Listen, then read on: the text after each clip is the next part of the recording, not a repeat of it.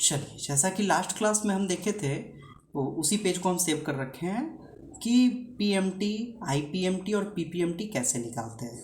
अब देखते हैं जो बैंक या फाइनेंस कंपनी लोन समरी एक देती है कि किस मंथ में कितना मेरा ईएमआई होगा, किस मंथ में उस ईएमआई का किस मंथ में कितना इंटरेस्ट होगा और उस मंथ में उस ईएमआई का कितना प्रिंसिपल अमाउंट होगा, तो वो निकालना यहाँ पे सीखते हैं। तो देखिए, सबसे पहले यहाँ पे मंथ लिख लेंगे।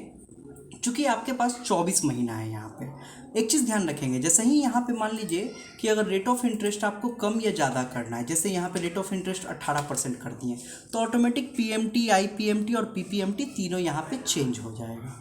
और ड्यूरेशन मान लेते हैं 3 साल हो गया, तो ऑटोमेटिक फिर चेंज हो जाएगा। सब कुछ ऑटोमेटिक ये काम करता है, ठीक है, कोई अलग से नहीं है, सब कुछ ऑटोमेटिक है। मान लीजिए लोन अमाउंट में हमको चेंज करना है, 80,000 यहाँ पे लोन अमाउंट हो गया, तो ऑटोमेटिक पीएमटी, आईपीएमटी और पीपीएमटी जो बना हुआ है उसके अनुसार ले लेगा।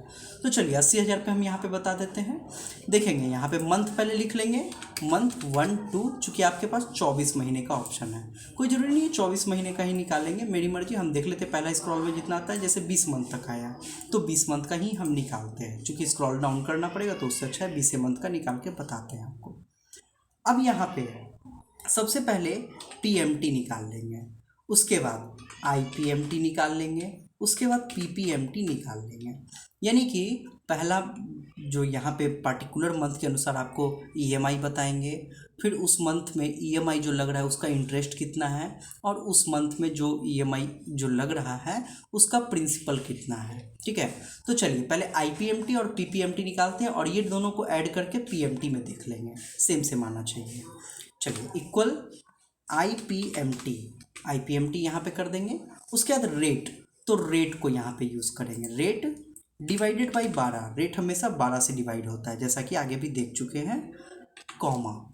उसके बाद पर, यानी किस मंथ का निकालना है, तो चूंकि मंथ मेरा यहाँ पे अवेलेबल है तो मंथ को यहाँ पे सेलेक्ट कर लेंगे, 1 मंथ। लाइन से ये ऑटोमेटिक जितना महीने हम किए हैं उतना महीने का ऑटोमेटिक ये आ जाएगा, कॉमा। उसके बाद एन पर, यानी ड्यूरेशन, ड्यूरेशन मेरे पास कितने महीने का है, तो ये 36 महीने का, यानी 3 साल का, तो ड्यूरेशन गुना 12, 36 महीना ये हो गया, कॉमा।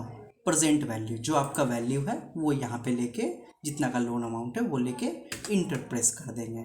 यहाँ पे ऑटोमेटिक आ गया आईपीएमटी। यहाँ पे जाके करेंसी से सबसे पहले नंबर यहाँ पे कर लेंगे, नंबर कर लिया, ठीक है। उसके बाद अब ये ड्रैग जब करेंगे तो देखिए सब में यहाँ पे नम आ गया, एरर आ गया। एरर क्यों आ गया, क्योंकि यहाँ पे मंथ तो मेरा सीरियल में चल रहा है, यहाँ पे मंथ तो मेरा सीरियल में चल रहा है, लेकिन ये जो लोन अमाउंट है, रेट है और ड्यूरेशन, ये तो सीरियल में नहीं है। क्योंकि ये जो ड्रैग का ऑप्शन होता है ये सीरियल के लिए होता है, ठीक है। तो चलिए देखते हैं इसको लाने के लिए। सबसे पहले ये जो आया हुआ है, ठीक है, तो इसमें ऊपर में जाके जो एडिटिंग आपको करना होगा वो ऊपर में जाके, चूँकि यहाँ पे फंक्शन आपको दिखाता है, तो फंक्शन में जाके जो जो सीरियल में नहीं है वो सब में डॉलर का यूज़ करेंगे, कॉलम में, जिसको हम लोग एब्सोल्यूट फंक्शन भी कहते हैं, ठीक है। तो डॉलर का यूज़ करेंगे, तो जैसे डी नंबर मेरा कॉलम है तो डी के आगे और पीछे डॉलर का यूज़ करेंगे, सेल में नहीं, रो में भी नहीं, सिर्फ ये कॉलम नंबर में। तो डी मेरा कॉलम नंबर है तो शिफ्ट के संग 4 प्रेस करेंगे, डॉलर हो गया। एक स्क्रॉल डी के इधर ले आएंगे, शिफ्ट के संग 4 प्रेस करेंगे तो डी के आगे और पीछे डॉलर लग गया, यानी कि वो कॉलम मेरा बंध गया कि उसी कॉलम का सिर्फ हमको सीरियल में चाहिए। उसके बाद ये 12 में नहीं देना है, क्योंकि 12 तो मेरा लिखा हुआ है, 12 मेरा इंटरेस्ट पर मंथ के अनुसार निकलता है। उसके बाद H5 क्या है, तो मेरा मंथ है, किस मंथ का है, तो चूंकि ये तो सीरियल में है, मंथ तो मेरा सीरियल में है, सो इसी कारण इसमें हमको नहीं देने की ज़रूरत है डॉलर। उसके बाद ये जो D9 है, ये जो मेरा ड्यूरेशन है, तो ड्यूरेशन के आगे और पीछे भी पड़ेगा, चूँकि वो सीरियल में नहीं है, तो ड्यूरेशन के आगे और पीछे दे देंगे। और लास्ट है मेरा प्रेजेंट वैल्यू, जो लोन अमाउंट है, तो इसके भी आगे और पीछे हम लोग डॉलर का यूज़ करेंगे, क्योंकि ये भी मेरा सीरियल में नहीं है, मेरा स्टॉक है। अब देखिए इसको पकड़ के जब ड्रैग करेंगे तो देखिए आईपीएमटी मेरा निकल गया। देखिए हर मंथ का अलग अलग आईपीएमटी है। अब उसी तरीके से पीपीएमटी, तो पीपीएमटी यहाँ पे निकाल लेंगे, रेट को 12 से डिवाइड करेंगे, कॉमा, पर, यानी किस मंथ का, तो 1 मंथ का, कॉमा, एन पर ड्यूरेशन गुना 12, comma loan amount present value, ठीक है, ब्रैकेट बंद। पहले ही यहाँ पे डॉलर का यूज़ कर लेंगे क्योंकि बाद में भी देना ही पड़ेगा, तो शिफ्ट के संग डॉलर का यूज़ कर लेंगे, ठीक है। ये मंथ वाले में नहीं देना है क्योंकि मंथ में ऑटोमेटिक वो सीरियल में है, तो ये सब में दे देंगे। यहाँ पे डॉलर का यूज़ कर लेंगे सिर्फ कॉलम के आगे और पीछे, इंटर। और अब इसको पहले यहाँ पे करेंसी में जाके नंबर कर लेंगे और पकड़ के यहाँ से यहाँ ड्रैग कर देंगे, आ गया।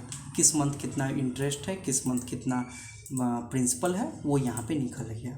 अब आते हैं पीएमटी निकालते हैं, यानी जांचने के लिए भी पीएमटी निकाल सकते हैं। तो इक्वल ये दोनों का जोड़ होना चाहिए, तो ये प्लस ये, ठीक है, यानी IPMT plus PPMT then equal to PMT. देखिए आ गया सेम, आ गया सेम, हर मंथ ये सेम आना चाहिए। अब देख लीजिए ये जो पीएमटी यहाँ पे निकला है वही पीएमटी यहाँ भी है, तो सही है मेरा वैल्यू। अब जैसे ही हम मान लीजिए लोन अमाउंट मेरा चेंज हो जाता है, जैसे 1,00,000 मेरा लोन अमाउंट, 1,00,000 का जांचना है कि कितना आएगा मेरा ईएमआई, कितना आईपीएमटी और कितना पीपीएमटी आएगा। तो देखिए ऑटोमेटिक आपका 1,00,000 का यहाँ पे बता देगा, सिर्फ वो चेंज करना है। इंटरेस्ट रेट अगर चेंज करते हैं मान लीजिए 13% के अनुसार, तो 13% के अनुसार आ गया। ड्यूरेशन अगर चेंज करते हैं 2 साल के लिए, तो 2 साल के अनुसार आ गया यहाँ पे, ठीक है। तो इस तरीके से ये मेरा पीपीएमटी, आईपीएमटी और पीएमटी काम करता है, ठीक है। चलिए अब मिलते हैं फिर नेक्स्ट क्लास में। ये था एक्सेल का क्लास, ठीक है, सुबह 5:30 बजे का ये क्लास है, ठीक है।